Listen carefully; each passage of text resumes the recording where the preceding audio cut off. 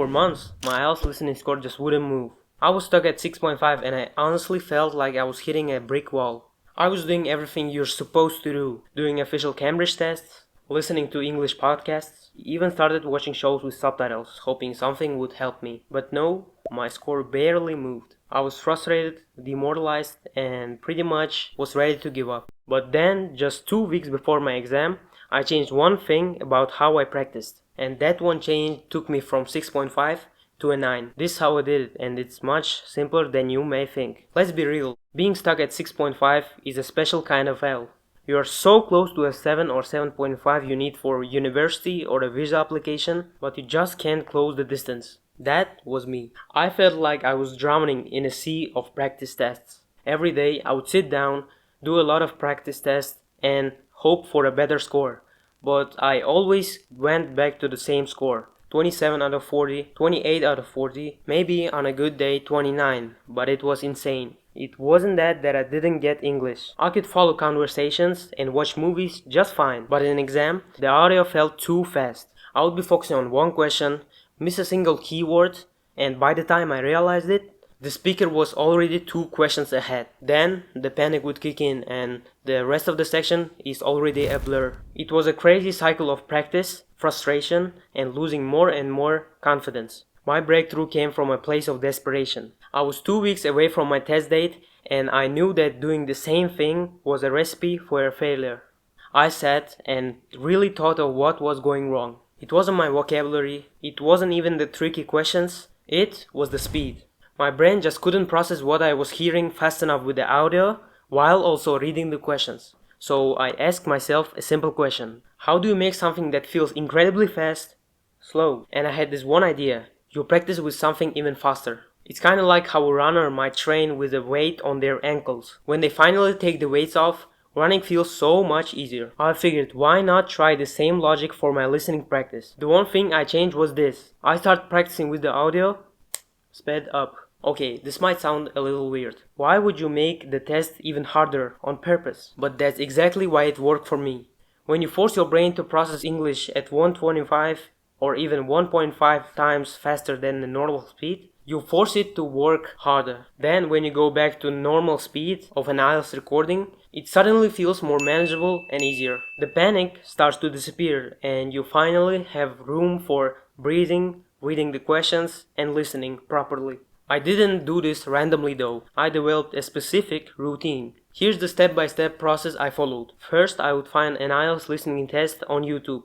By the way, while there are a lot of materials on the internet, you should find those which are high quality and either from official Cambridge or IELTS. Secondly, I would use the YouTube's playback settings to speed the audio up by 1.25 times the normal speed. I would try to answer the questions at this speed, just like a real practice. Honestly, it was tough and I would miss a bunch of answers. But that was okay. This was the normal phase. Finally, after that, I would try in a new section with normal speed. The difference for me was night and day. The speaker sounded clearer and I felt like I had more time to catch distractors, double check my answers, and even have a peek of next questions. But it worked for me because I already put hours into fundamentals. So please don't throw away your Cambridge books. Doing the practice test is incredibly valuable for getting familiar with the test format, the common traps, and the different question types. If any of this sounds familiar and you've ever felt stuck on your IELTS journey, hit that subscribe button and tell me in the comments what is your biggest challenge in listening. Before you hear the rest of the discussion,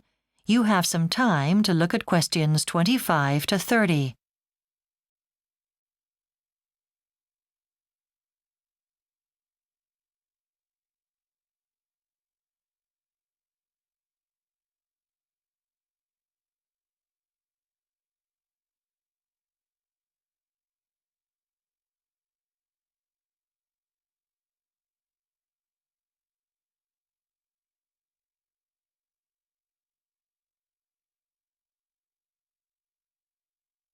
Now listen and answer questions 25 to 30.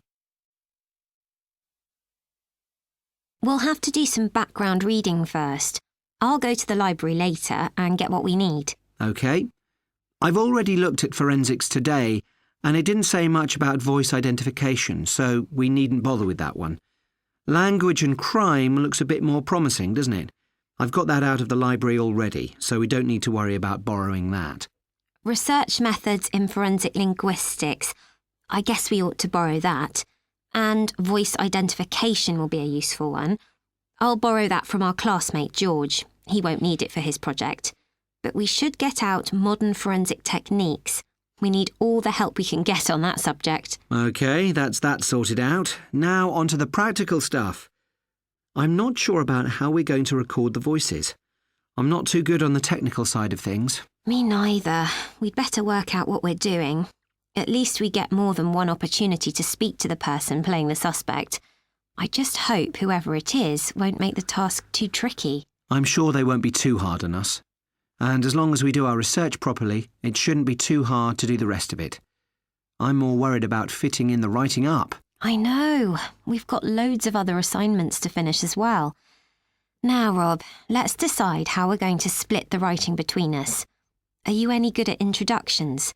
They always seem to let me down. OK, leave that to me. Are you OK to do the literature review then? Maybe we should split that part. I don't mind writing the methodology section if you feel comfortable doing the discussion and conclusions. OK. And we can do the analysis between us as well. Great. Let's get started. That is the end of part 3. Write the score you got down below in the comments.